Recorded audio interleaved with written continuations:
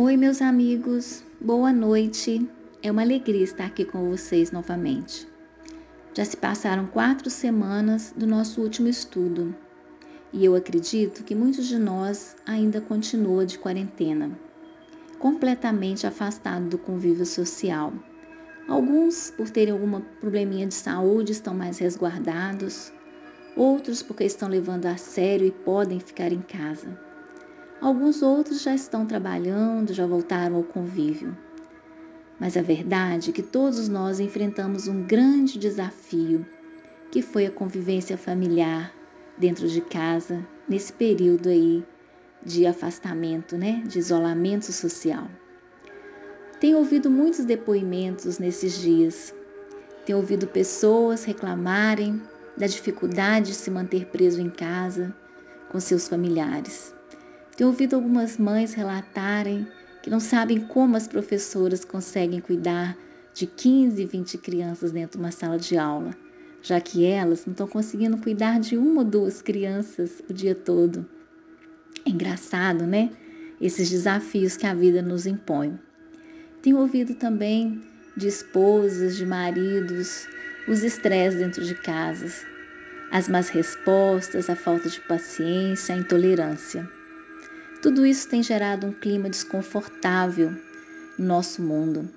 Nós estamos saindo da nossa zona de conforto para confrontar as nossas mazelas, a nossa intolerância e assim exercitarmos.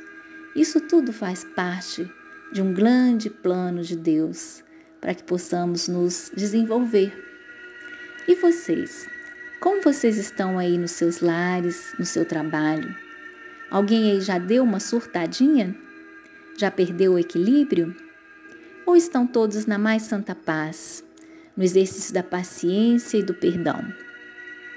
Espero que estejam todos em paz, na certeza de que tudo isso vai passar. Aproveitemos o momento para olharmos para dentro de nós mesmos, para cuidarmos do nosso próximo, o nosso próximo mais próximo, que são os nossos familiares. E é sobre isso o nosso estudo de hoje. Hoje nós vamos conversar um pouquinho sobre a família material e a família espiritual. Então vamos lá entender essas famílias à luz da doutrina espírita. Kardec, no Evangelho segundo o Espiritismo, no capítulo 14, no item 8, nos diz: os laços do sangue não criam forçosamente os laços entre os espíritos. O corpo procede do corpo, mas o espírito não procede do espírito.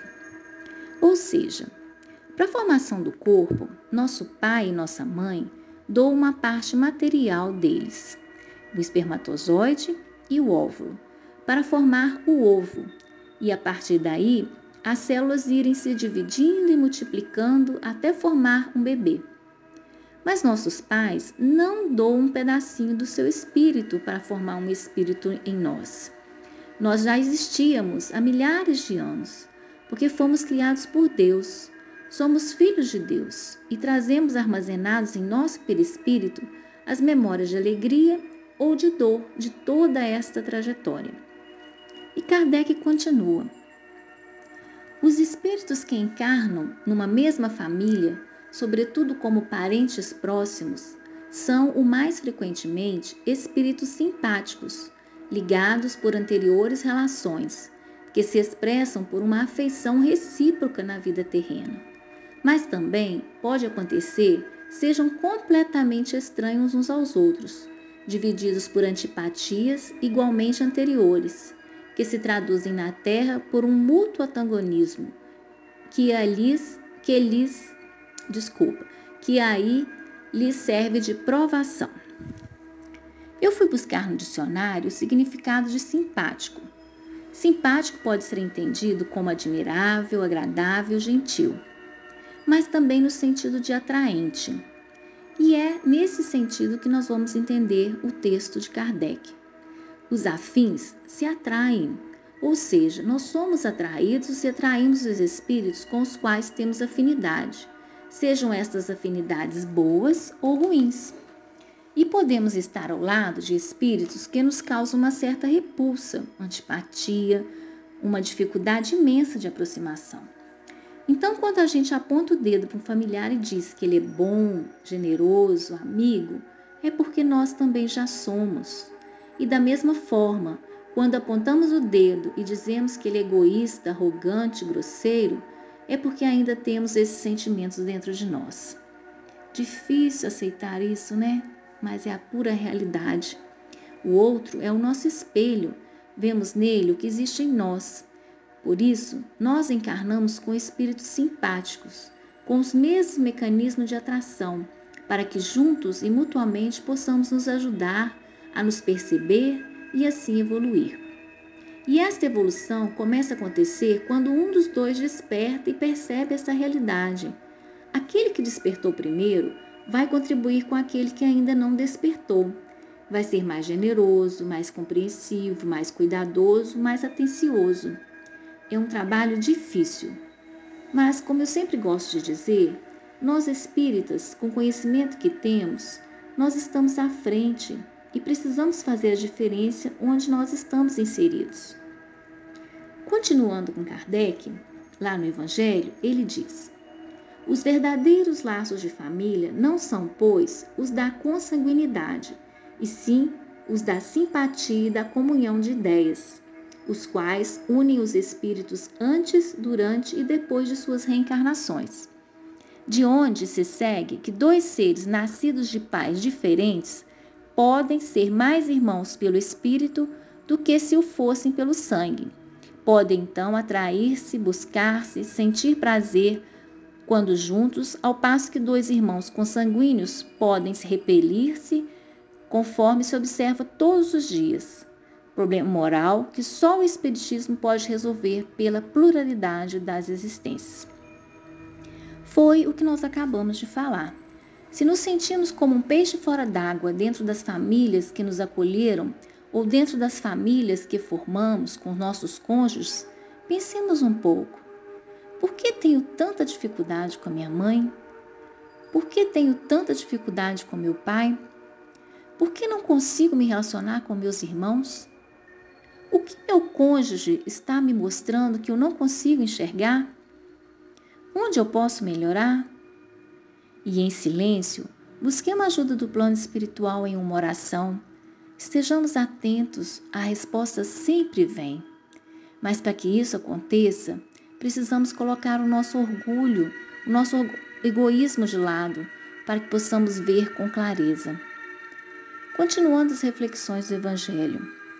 Há, pois, duas espécies de família: as famílias dos laços espirituais e as famílias pelos laços corporais. As primeiras, as famílias espirituais, são duráveis e se fortalecem pela purificação e se perpetuam no mundo dos espíritos, através de várias migrações da alma. As segundas, frágeis com a matéria, se extinguem com o tempo e muitas vezes se dissolvem moralmente, já na existência atual. Então, a família espiritual é formada por espíritos que ao longo do tempo desenvolvem experiências em comum, estabelecendo fortes laços de afeto. E as famílias materiais são os casais que formam família por interesses terrenos, se agrupam e recebem filhos consanguíneos, muitas vezes sem ligações anteriores, apenas com oportunidade de reencarnação. Algumas vezes reencarnam juntas para continuarem seu progresso e noutras vezes não, reencarnam em famílias sem ligação afetiva, mas que se atraem por compatibilidade de interesses emocionais e sentimentais, com o compromisso de ajudar e de ser ajudado. Vamos imaginar um espírito que é muito agarrado ao dinheiro. Ele teria condições de se desenvolver no plano espiritual? Penso eu que não. Ele precisa vir para a matéria para poder lidar com o dinheiro. No plano espiritual, a gente não tem dinheiro. Então, ele precisa reencarnar e muitas vezes ele reencarna numa família também inserida nesse processo de muitos bens materiais, para que ele possa ali encontrar os recursos, as ferramentas necessárias para ele poder alavancar sua evolução, aproveitar daquele material que ele recebeu e melhorar-se. Então a gente vê que tudo está certo como está. Deus, que é a inteligência suprema do universo, sabe qual é o melhor lugar para cada um de seus filhos. Deus sabe do que nós necessitamos para evoluir e as lições que nós devemos aprender. Por essa razão, todos nós estamos inseridos no lugar certo, com as pessoas certas, na profissão mais adequada ao nosso adiantamento. Lembremos-nos de que, se temos problemas, temos também soluções e muitos motivos de alegria. Por mais problemático que seja o nosso convívio com alguns dos nossos familiares, devemos ter com eles a mesma generosidade, a mesma compreensão que nós temos com as pessoas de fora da nossa casa, na certeza de que as leis de Deus nos unem com um propósito, com uma causa justa. Por isso, façamos o nosso melhor, o melhor que esteja ao nosso alcance, pois viver é e sempre será um grande desafio à nossa inteligência, à nossa capacidade, e que nós possamos florescer no lugar exato em que nós fomos plantados. Meus queridos, esta é a mensagem que eu gostaria de trazer dessa noite, afirmando para vocês que nossas famílias vão crescendo, as nossas famílias espirituais vão se multiplicando à medida que nós vamos desenvolvendo o nosso afeto, que nós vamos deixando de lado nossa arrogância, nossa prepotência, a nossa mania de querer que tudo gire em torno do nosso umbigo.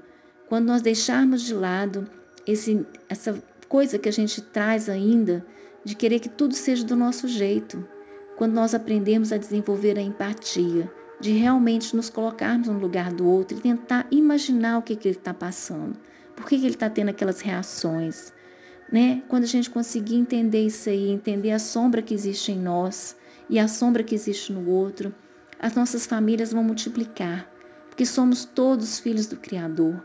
E o objetivo final disso tudo é que nós sejamos uma grande família espiritual. Mas até lá, vamos exercitando na nossa família consanguínea, vamos estreitando esses laços de afeto, vamos fazer o melhor ao nosso alcance. Vamos ser generosos, gentis, vamos engolir alguns sapos, vamos silenciar, vamos dar razão ao outro, mesmo que ele esteja errado no momento de desequilíbrio, para que quando as coisas serenarem, nós possamos falar com doçura, com brandura. Esse é o meu desejo para cada um de vocês e para mim mesma, que também estou vivendo os meus desafios, pois todos nós estamos plantados nesse planeta para florescer. Um grande abraço a todos, um feliz Dia das Mães, a todas as mães, que este domingo seja muito especial no coração de vocês. Fiquem com Deus e uma ótima semana. Um beijo carinhoso.